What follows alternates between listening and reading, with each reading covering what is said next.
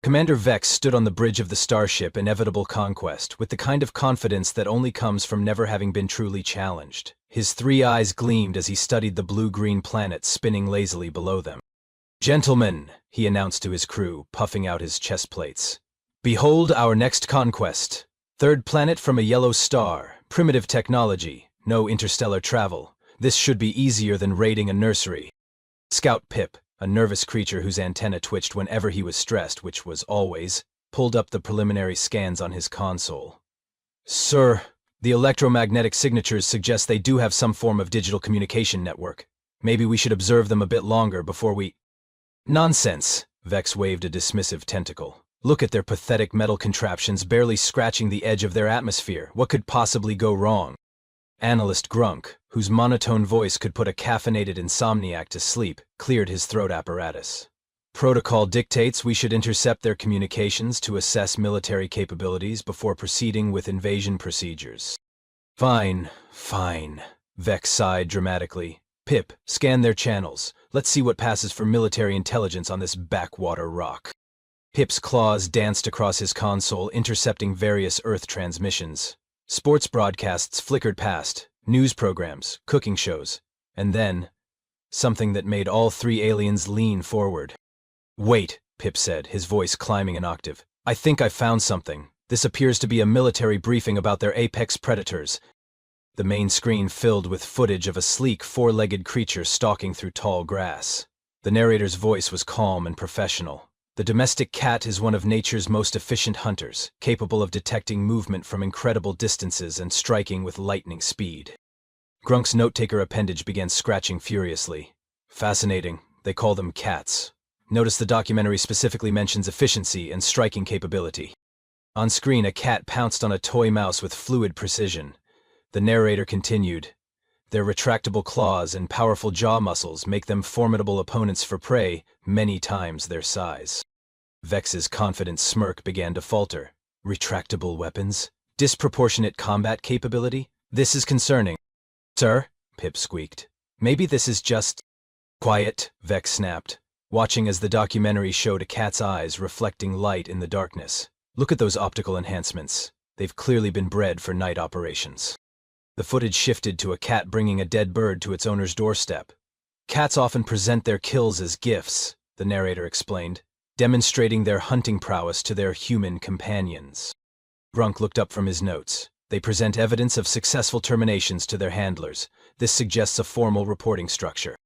"And look," Vex pointed at the screen, where a human was scratching behind a purring cat's ears. "The humans show clear deference to these creatures. They're maintaining pack loyalty through grooming rituals." Pip's antennae were now twitching so fast they were practically vibrating. "Commander, I really think we might be misunderstanding." "Misunderstanding?" Vex's voice rose. "Pip, we're looking at a species that has weaponized their planet's apex predators and integrated them into their social structure. These aren't pets, they're biological warfare units." The documentary showed a montage of cats performing typical cat behaviors, leaping incredible heights, squeezing through impossibly small spaces, sitting motionlessly for hours watching bird feeders. Grunk nodded slowly. "Vertical assault capabilities, infiltration skills, and patience for extended surveillance operations. The tactical applications are impressive." "Sir," Pip tried again, his voice cracking, "what if they're just—" "Just what, Pip? Just the most sophisticated biological weapons program we've ever encountered?" Vex began pacing, his agitation growing. "These humans have taken their planet's most efficient killers and somehow convinced them to work as partners. Do you understand the implications?" On the screen, a cat was now demonstrating the classic "if I fits, I sits" phenomenon, cramming itself into a cardboard box barely large enough to contain it. "Adaptive camouflage training," Grunk observed. "Remarkable flexibility protocols." Vex stopped pacing and stared at the screen with something approaching respect. "We need to observe these cats in their natural habitat. If we're going to invade this planet, we need to understand exactly what we're up against." "But sir," Pip protested weakly, "invasion protocol suggests we should study their actual military first, not their—" "Their biological weapons program is their military, you fool!" Vex's 3 eyes blazed with the fervor of someone who had completely misunderstood the situation. "Set course for the surface. We're going to watch these creatures in action." As the ship descended toward Earth's atmosphere, none of the three aliens noticed that the military briefing they had been analyzing was actually titled Cat Fancy TV, Understanding Your Feline Friend. Sometimes the most dangerous intelligence failures come not from a lack of information, but from having exactly enough information to reach completely the wrong conclusion. 3 hours later, the inevitable conquest hung in perfect stealth mode above a quiet suburban neighborhood, its advanced cloaking technology rendering it completely invisible to human detection systems. Unfortunately, it was also invisible to Mrs. Henderson's backyard wind chimes, which had been getting tangled in the ship's sensor array for the past 20 minutes. "Status report," Commander Vex demanded, trying to maintain his authoritative demeanor despite the constant jingling sounds coming from outside the hull. "Cloaking systems operational, sir," Pip reported, his voice slightly muffled as he crawled under his console to untangle yet another wind chime. "We've successfully identified a target residence, with confirmed presence of one tactical feline unit." Grunk adjusted his observation equipment and peered down at the small house below. "Subject residence, single-story dwelling, approximately 1,200 square feet, standard defensive perimeter consisting of white picket fence and decorative garden gnomes." "Garden gnomes?" Vex raised an eyebrow ridge. "Possibly early warning sentries," Grunk noted, with characteristic seriousness. "Their strategic placement suggests surveillance capabilities, though their operational effectiveness remains unclear." Through the ship's enhanced viewing systems, they watched as an orange tabby cat emerged from a pet door, stretched luxuriously, and began what could only be described as a patrol of the backyard. "Dude," Vex whispered, as if the cat might somehow hear him through the vacuum of space and several layers of advanced shielding. "Observe the systematic territorial sweep." The cat, whose name was actually Mr. Whiskers but whom the aliens had designated as Target Alpha, walked the perimeter of the yard with a kind of purposeful stride that screamed professional to anyone determined to misinterpret normal cat behavior. "Notice the scent marking protocol," Grunk observed as Mr. Whiskers lifted his leg near a rosebush, clearly establishing territorial boundaries and communication networks for other operatives. Pip, who had finally freed himself from the wind chime situation, peered through his own scanner. "Sir, are we absolutely certain this isn't just normal animal behavior? I mean, most species mark territory to—" "Pip," Vex interrupted, his voice carrying the patience of someone explaining basic tactics to a recruit. "Most species don't coordinate their territorial marking with advanced civilizations capable of spaceflight. This is clearly a sophisticated communication system." Mr. Whiskers had now positioned himself on top of the fence, where he sat with the regal bearing of a king surveying his domain. His tail twitched once, twice, then settled into perfect stillness as he stared intently at a squirrel in the neighbor's bird feeder. "Lock and load position assumed," Grunk reported. "Target has identified potential threat and is maintaining visual contact." "Threat?" Pip's voice cracked. "It's just a squirrel." "Just a squirrel?" Vex turned to stare at his scout with something approaching pity. "Pip, we're looking at an apex predator maintaining perimeter security against potential infiltrators. That squirrel could be gathering intelligence on the human habitation patterns." The squirrel, blissfully unaware that it had been classified as a potential enemy operative, continued stuffing its cheeks with sunflower seeds. "Movement in the western sector," Grunk announced, with the excitement of someone who finds watching paint dry thrilling. "The tactical unit is repositioning." Mr. Whiskers had indeed moved, executing what the aliens interpreted as a tactical flanking maneuver, but which was actually just him getting bored of watching the squirrel and deciding to investigate an interesting smell near the garbage cans. "Beautiful," Vex breathed. "Look at that stealth approach. No wasted movement, perfect sound discipline." "Sir," Pip tried one more time, his antenna practically vibrating with stress. "What if we're overthinking this? What if cats are just, cats?" Vex and Grunk turned to stare at him with the kind of look usually reserved for someone who had just suggested that water might be wet. "Pip," Vex said slowly, "are you seriously suggesting that a species capable of interstellar warfare would waste time and resources on non-functional biological companions?" "Well, the humans clearly value these creatures highly enough to integrate them into their living spaces," Grunk added. "The resource allocation alone suggests military importance." Mr. Whiskers had now discovered something fascinating in the garbage can, his entire head disappearing as he investigated what appeared to be leftover tuna casserole. "Intelligence gathering," Vex nodded approvingly. "Probably analyzing enemy dietary patterns and waste disposal methods." Pip slumped in his chair, recognizing defeat when he saw it. "Of course, sir. Intelligence gathering." As the day wore on, the three aliens documented every aspect of Mr. Whisker's routine with the dedication of scholars studying ancient texts. His mid-morning nap was classified as maintaining operational readiness through strategic rest periods. His lengthy grooming session became weapons maintenance and stealth coding application. When the mailman arrived and Mr. Whiskers puffed up to twice his normal size while hissing from behind the safety of the front window, all three aliens nearly jumped out of their exoskeletons. "Intimidation display activated," Vex shouted. "Look at the psychological warfare tactics.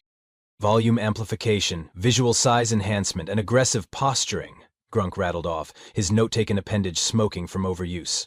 "The mailman is clearly retreating." The mailman, who had dealt with Mr. Whisker's daily theatrics for 3 years, simply chuckled and continued delivering mail, completely unfazed by the furry drama queen in the window. "He's not intimidated," Pip observed weakly. "Of course not," Vex replied with the confidence of someone who had clearly thought this through. "The mailman is obviously part of the intelligence network. Notice how he continues his route despite the warning? That's the behavior of a trained operative." As the sun began to set, the three aliens settled in for what they assumed would be a long night of tactical observations. None of them had any idea that tomorrow would bring an entirely new level of misunderstanding when the humans introduced something far more terrifying than any apex predator. A baby. The next morning brought what Commander Vex would later describe in his official report as the most significant escalation in Earth's defensive capabilities since the invention of pointy sticks. It started innocuously enough. The three aliens had spent the night taking shifts, documenting Mr. Whisker's nocturnal patrol patterns, which mostly consisted of staring intensely at absolutely nothing for hours at a time, before suddenly sprinting across the house at 3 a.m. for reasons known only to cats and possibly ancient gods. "Fascinating sleep deprivation psychological warfare," Grunk had noted during the 2 a.m. shift. The irregular movement patterns would drive any infiltrator to madness. But now, as the morning sun cast long shadows across the suburban landscape, something was happening at the target residence. A vehicle had arrived, and 2 humans were emerging with what appeared to be some sort of tactical carrying case. "Movement in the primary structure," Vex announced, snapping to attention. 2 adult humans, designation, he squinted at his scanner. Mike and Jenny, approaching the residence with unknown cargo. Pip adjusted his viewing apparatus. "Sir, that appears to be a standard civilian transport vehicle. I'm reading no weapon signatures, no armor plating, no—" "That's exactly what they want us to think," Vex interrupted. "Classic misdirection." "Grunk, analysis of the cargo container." Grunk's multiple eye stalks focused on the infant car seat that Mike was carefully extracting from the back seat. "Dimensions suggest a compact, high-value payload. Notice the careful handling protocols and protective housing. Whatever's inside must be extremely important." The aliens watched with growing fascination as the humans approached their front door, Mike fumbling with keys while Jenny cooed at the car seat. Mr. Whiskers appeared at the window, his ears perked forward with obvious curiosity. "The tactical unit is responding to the arrival," Vex observed. "Look at that alert posture. It clearly recognizes the significance of this delivery." Jenny carried the car seat inside, and through their enhanced surveillance equipment, the aliens could see her gently lifting out what appeared to be a tiny human wrapped in a soft blanket. "Great cosmic void," Grunk breathed, his voice dropping to barely above a whisper. "It's a miniature human." "A what now?" Pip squeaked. "Don't you see?" Vex was practically bouncing with excitement. "They're breeding them smaller. Compact human units for specialized operations. Look at the size efficiency." Baby Emma, blissfully unaware that she had just been classified as a military asset, yawned and made a small gurgling sound that the aliens' translation software helpfully rendered as aggressive vocalization detected. "The acoustic capabilities are already developed," Grunk noted, scribbling frantically. "And notice how the adult humans are responding with immediate resource allocation." Jenny was indeed responding, but mostly with the kind of exhausted care that new mothers have perfected since the dawn of time. She settled into the nursery rocker, gently bouncing Emma while humming a lullaby. "Resource provisioning and comfort protocols," Vex interpreted. "They're clearly maintaining peak operational efficiency for their specialized unit." But it was Mr. Whisker's reaction that really sent the aliens into a frenzy. The cat had followed the family into the nursery and was now positioning himself near the doorway, his tail twitching with what the aliens interpreted as tactical readiness, but which was actually just typical cat curiosity about the new squeaky thing. "By the 7 moons of Xerxes," Vex gasped. The biological weapon has been assigned guard duty. Look at that positioning, Grunk added, his voice filled with academic excitement. Strategic choke point control, clear sight lines to all approach vectors, and maintain proximity to the high-value target. Pip stared at his console readings, his antenna drooping with resignation. Sir, what if the cat just likes the baby? The silence that followed was so profound that it seemed to suck the sound out of the surrounding space. Vex and Grunk turned to stare at Pip with the kind of expression usually reserved for someone who had just suggested that gravity might be optional. Likes the baby, Vex repeated slowly. Likes the baby, Grunk echoed. Sir, I mean, lots of animals are naturally protective of young offspring, even from other species. It's called pack bonding, and it's pretty common in social creatures. Maybe the cat isn't a weapon at all. Maybe it's just... Pip? Vex interrupted, his voice carrying the weight of someone who had clearly thought this through much more thoroughly than anyone else. Are you seriously suggesting that an advanced civilization would develop emotional attachments to their biological weapons? Well, when you put it like that... Because that, Vex continued, warming to his theme, would be the most terrifyingly effective military strategy in the known galaxy. Grunk's note-taker appendage paused mid-scratch. Emotional integration protocols. The psychological warfare applications are staggering. Think about it, Vex began pacing again, a habit that was becoming increasingly frequent. They don't just deploy these creatures as weapons. They make them family. They create genuine emotional bonds. The tactical advantages are unprecedented. On the screen below, Mr. Whiskers had settled into a comfortable loaf position near the nursery door, purring contentedly as he kept one eye on the hallway and one eye on baby Emma, who was now fast asleep in her crib. Perfect, Vex whispered. Look at that dual-focus surveillance pattern, simultaneous threat assessment and asset protection, and the emotional programming ensures maximum commitment to the mission. The loyalty factor would eliminate any possibility of defection, Grunk added. A weapon that genuinely cares about its assignment is a weapon that will never abandon its post. Pip slumped further in his chair. So you're telling me that because they love each other, they're more dangerous? Exactly, Vex clapped his tentacles together. Pip, you've finally grasped the core concept. Earth hasn't just weaponized their apex predators. They've created emotional bonds that make those weapons absolutely incorruptible. Jenny emerged from the nursery, having successfully gotten Emma down for her morning nap. She paused to scratch Mr. Whiskers behind the ears, and the cat's purring became audible even through the alien's surveillance equipment. Positive reinforcement protocols, Grunk observed. Maintaining operational morale through strategic reward systems. Sir, Pip said weakly, what if we're completely wrong about all of this? Vex turned to face his scout with the kind of patience usually reserved for very small children and very drunk philosophers. Pip. We are observing a species that has achieved perfect military integration between multiple biological systems through emotional programming. They have created weapons that love their work, guards that genuinely care about their assignments, and soldiers that view their duties as family obligations. He gestured toward the screen, where Mr. Whiskers continued his vigilant watch over the sleeping baby. If we're wrong about this, then we're looking at something far more dangerous than any military force we've ever encountered. We're looking at a species that has accidentally created the most effective defense system in the galaxy, simply by being nice to their pets. The three aliens stared down at the peaceful domestic scene below, each lost in their own thoughts about the implications of what they were witnessing. None of them noticed that Emma had woken up and was now making the soft, happy gurgling sounds that babies make when they're content and safe. Sounds that their translation software was helpfully categorizing as satisfaction with current tactical deployment. Sometimes the most dangerous misunderstandings are the ones that make perfect sense. It was 2:17 AM when everything went sideways. The aliens had been maintaining their vigil for 3 days now, documenting what they believed to be the most sophisticated military partnership in galactic history. They had filled 17 data storage units with detailed analyses of Mr. Whiskers' patrol patterns, feeding schedules, and what Grunk had classified as advanced tactical napping techniques.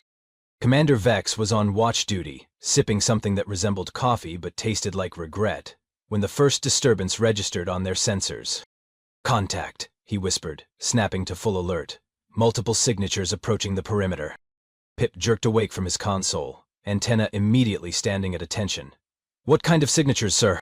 Unknown hostiles, moving in coordinated formation, Vex replied, his three eyes locked on the tactical display. Small, fast, and approaching from the eastern garbage disposal area.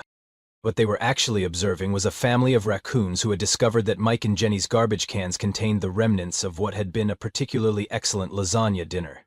The raccoons, being raccoons, had decided that 2 a.m. was the perfect time for a little dumpster diving. "Wake Grunk," Vex ordered. "This could be it. The field test we've been waiting for." Grunk materialized at his station with the efficiency of someone who had been trained to sleep with one eye stalk open. "Status report. Incoming assault force. Designation..." Vex squinted at his screen. "Designation, Trash Pandas. Approaching the residential target." "Trash Pandas?" Pip's voice cracked. "Obviously a code name," Vex replied with the confidence of someone who had never met a raccoon.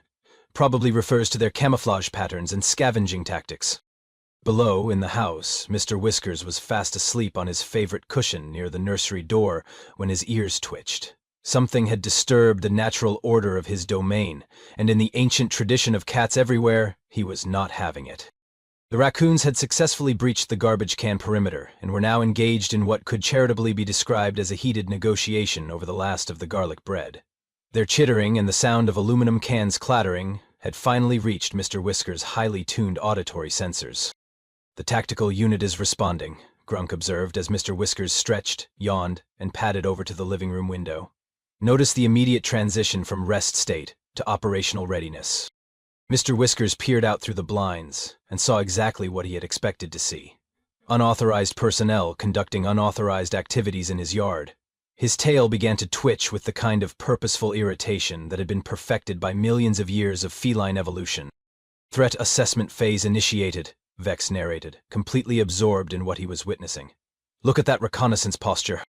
The cat's pupils dilated as he focused on the raccoon family reunion happening around his human garbage cans. This was, by any reasonable cat logic, completely unacceptable. These were his humans, this was his territory, and those were his garbage cans to ignore. "Sir," Pip whispered, "the baby is still sleeping in the nursery." All three aliens turned to look at their displays, where baby Emma was indeed fast asleep, completely unaware of the tactical situation developing in her backyard. "The high-value asset is in the secured zone," Vex confirmed. "Perfect. We're about to witness a full defensive deployment." Mr. Whiskers had reached a decision. He padded quickly through the house, positioning himself at the back door where he could get the best view of the intruders. His fur began to rise as he assessed the situation with the kind of cold, tactical precision that would have impressed military strategists across the galaxy if military strategists had been inclined to interpret normal cat behavior as advanced warfare. "Combat transformation initiated," Grunk reported, his voice filled with academic excitement. "Visual intimidation protocols activating." Indeed, Mr. Whiskers had puffed up to approximately twice his normal size, his fur standing on end as he prepared to demonstrate exactly why cats had been humanity's chosen partners in the ancient war against things that didn't belong in their space. The largest raccoon, a portly fellow who had clearly never met a garbage can he didn't like, knocked over an entire container of recyclables in his enthusiasm for leftover Italian food. The crash echoed through the quiet neighborhood like a dinner bell for every dog within a 3-block radius. Mr. Whiskers had heard enough. He positioned himself at the sliding glass door, took a deep breath, and unleashed what the aliens would later describe in their report as the most terrifying psychological warfare display in recorded history. "Morrow, move away!" The sound that emerged from Mr. Whiskers was the kind of noise that suggested imminent doom, personal vengeance, and possibly the end of all good things in the universe. It was a sound that reached deep into the primordial brain and activated every single fight-or-flight response that evolution had spent millions of years perfecting. The raccoons froze. "The acoustic assault weapons deployed," Vex shouted, nearly spilling his coffee-like beverage across his control panel. "Look at the immediate immobilization effect on the hostile forces." Mr. Whiskers followed up his opening gambit with a series of strategic hisses and what could only be described as aggressive chittering, his tail now resembling a bottle brush that had been struck by lightning. "Multi-phase sonic attack," Grunk documented frantically. "Sustained psychological pressure designed to break enemy morale." The raccoons, who had been enjoying a perfectly pleasant evening of garbage exploration, suddenly found themselves face to face with what appeared to be a very angry, very puffed-up demon cat staring at them through a glass door with the kind of intensity usually reserved for laser beams. "Tactical withdrawal initiated by the hostile forces," Vex reported, as the raccoons began backing away from the garbage cans. But Mr. Whiskers wasn't finished. He had worked himself up into what cat behaviorists call maximum indignation mode, and what the aliens were interpreting as full combat engagement. He began pacing back and forth along the glass door, his vocalizations increasing in both volume and creative cursing. "Patrol demonstration," Grunk observed, showing the intruders that the entire perimeter is under active surveillance.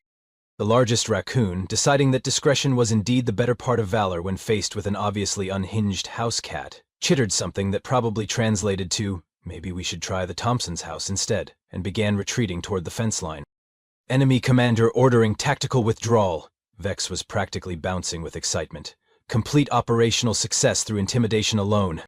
Mr. Whiskers, seeing that his message was being received, delivered one final, definitive mro that roughly translated to, "and don't come back," before settling into a satisfied crouch, his tail still twitching with residual battle readiness. The raccoons, thoroughly convinced that the nice garbage cans were simply not worth dealing with the psychotic fur demon, departed for easier targets elsewhere in the neighborhood. "Perimeter secured," Grunk announced. "The biological weapons system has successfully repelled the invasion force without requiring human intervention. And the high-value asset remained undisturbed throughout the entire engagement," Vex added, checking his display to confirm that baby Emma was still fast asleep. Mr. Whiskers, his duty complete, performed one final patrol of the visible territory, confirmed that the threat had been neutralized, and returned to his post near the nursery door, where he settled back into loaf position with the satisfied air of a job well done. "Gentlemen," Vex said quietly, his voice filled with something approaching awe, "we have just witnessed the most efficient defensive operation in military history. No backup required, no weapons discharged, no collateral damage. Just pure psychological warfare, executed with surgical precision." Pip stared down at the peaceful suburban scene, where Mr. Whiskers was now grooming his paw with the casual indifference of someone who had just successfully defended his territory against overwhelming odds. "Sir," Pip said slowly, "I'm starting to think we might be in serious trouble here." For once, Commander Vex couldn't argue with that assessment. The emergency staff meeting aboard the Inevitable Conquest convened at 3:47 hours, which was either very late at night or very early in the morning, depending on your perspective and your relationship with caffeine. Commander Vex stood at the head of the conference table, his three eyes bloodshot from too many hours of surveillance and too much of whatever passed for coffee in their part of the galaxy. Grunk had arranged his 17 data tablets in perfect order, while Pip sat hunched over his console, his antenna drooping with what could charitably be called existential dread. "Gentlemen," Vex began, his voice carrying the weight of someone who had recently discovered that everything he thought he knew about warfare was wrong, "we need to discuss our operational assessment of Earth's defensive capabilities." "Sir," Grunk said, consulting his notes, "after 72 hours of intensive observation, I believe we have severely underestimated the strategic complexity of this civilization." "Underestimated?" Pip's voice cracked. "Sir, we've been watching a cat protect a baby for 3 days, and somehow convinced ourselves it's the most advanced military operation in the galaxy." Vex turned to stare at his scout with the kind of look that suggested Pip had just stumbled onto something far more terrifying than he realized. "Pip," Vex said slowly, "what you just described is exactly the problem." "I don't follow, sir." "Think about it," Vex began, pacing again, a habit that was becoming more frequent and more frantic. "We intercepted their communications. We analyzed their tactical deployments. We observed their operational protocols. And what did we discover?" Grunk cleared his throat apparatus. "That they have successfully integrated apex predators into their civilian population through emotional bonding protocols." "But it's more than that," Vex continued, warming to his theme. "Grunk, show him the research you compiled on human pack bonding behavior." Grunk's eye stalk swiveled to focus on a new data tablet. "Ah yes, this is where the situation becomes truly concerning. According to their internet databases, humans have a documented tendency to form emotional attachments with virtually any species they encounter." "Any species?" Pip squeaked. "Any species," Grunk confirmed. "I have documented cases of humans bonding with creatures they classify as dangerous predators, sharks, bears, venomous reptiles. They even have facilities where they keep these creatures specifically for emotional interaction." "Zoos," Vex added helpfully. "But that's not the frightening part," Grunk continued. "The frightening part is that this bonding appears to be mutual. The other species respond positively to human interaction, often modifying their natural behavior patterns to accommodate human preferences." Pip stared at his colleagues. You're telling me that humans can make friends with anything? We're telling you, Vex said, his voice dropping to a whisper, that humans have weaponized friendship itself. The silence that followed was the kind of profound quiet that usually accompanies major philosophical revelations, or really good food poisoning. Sir, Pip said finally, that's impossible. You can't weaponize friendship. Can't you? Vex gestured toward their surveillance display where Mr. Whiskers was visible through the window, maintaining his vigilant watch over the household. We just witnessed a creature that weighs approximately 8 pounds successfully defend a strategic position against multiple opponents through pure intimidation. And why did it do this? Because it cares about the baby? Exactly, Vex's voice rose triumphantly. It didn't do it for food, or territory, or dominance. It did it because it has formed an emotional bond with the humans, and that bond has transformed a simple domestic animal into a willing and effective guardian. Grunk nodded sagely. The tactical implications are staggering. Imagine trying to invade a planet where every creature, from the smallest domestic pet to the largest predator, has been psychologically programmed to view humans as family. But they're not programmed, Pip protested weakly. They just like each other. That's the point, Vex shouted, causing several pieces of equipment to rattle. They've created a defense system, so sophisticated that the defenders don't even realize they're defenders. They think they're just being nice. On the surveillance screen, baby Emma had woken up and was making soft cooing sounds.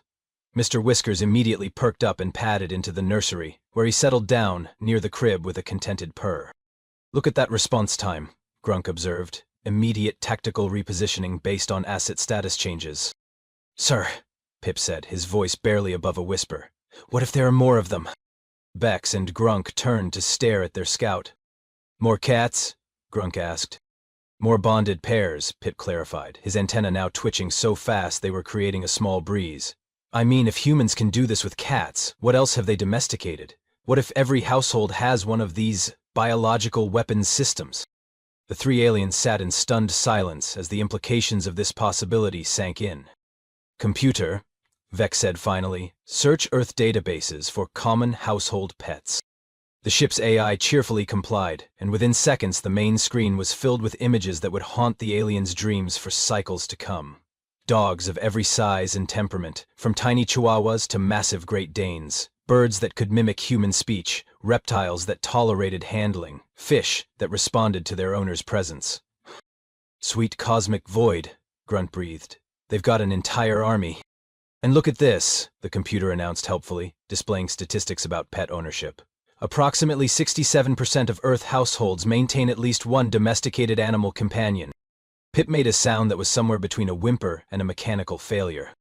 2/3 of their population, Vex said slowly, has access to biologically integrated defense systems. Sir, Grunk said, consulting yet another data tablet. There's more. According to their cultural databases, humans also form these emotional bonds with what they call wildlife. They have entire organizations dedicated to protecting and preserving non-domesticated species. You mean they've recruited the entire planet? It appears so, sir. And the most disturbing part is that they seem to do it automatically. They encounter a species, they study its behavioral patterns, they determine its needs, and then they modify their own behavior to accommodate it. It's like they're running some kind of continuous diplomatic program with every living thing on their planet. Vex slumped into his command chair, finally understanding the scope of what they were facing. Gentlemen, he said quietly, we're not looking at a military force. We're looking at a species that has accidentally created the most effective planetary defense system in the galaxy by being nice to things. Sir, Pip asked, his voice barely audible, what do we do? Vex looked at his crew, then at the surveillance display where Mr. Whiskers was gently headbutting baby Emma's tiny fist while purring, loud enough to be heard through their advanced listening equipment. We run, he said simply. We run very, very fast, and we never speak of this place again. But even as he said it, Vex knew it was too late. They had seen too much, learned too much, understood too much about the terrifying power of a species that could turn love into the most effective weapon in the universe. The screen below, completely oblivious to the cosmic significance of his actions, Mr. Whiskers settled down for a nap, secure in the knowledge that his family was safe, his territory was defended, and all was right with his particular corner of the world. Sometimes the most effective defenses are the ones that don't know their defenses at all. Commander Vex's official report to the Galactic Conquest Committee would later become required reading at military academies across 17 star systems, though not for the reasons he had originally intended. Filed under Planetary Assessment, Sol 3, and stamped with the highest security classification available, the document began with what would become the most famous opening line in xenostrategic studies. To whom it may concern, do not, under any circumstances, attempt to invade Earth. This is not a suggestion, this is a desperate plea from someone who has seen things that cannot be unseen. The inevitable conquest was currently traveling at maximum warp speed away from Earth's solar system, its crew having concluded that whatever they had witnessed was so far beyond their understanding of conventional warfare that retreat was not just advisable, it was a moral imperative. Status report, Vex called from his command chair, though his voice carried none of its former confidence. We have achieved minimum safe distance from the Sol system, sir, Pip reported, his antenna finally showing signs of calming down to merely frantic instead of completely hysterical. All stealth systems engaged. No signs of pursuit. Pursuit? Grunk looked up from his endless documentation. Sir, do you really think they detected us? Vex stared at the view screen where Earth was now just a distant blue dot among the stars. Grunk, we spent 3 days observing what we thought was a single tactical unit.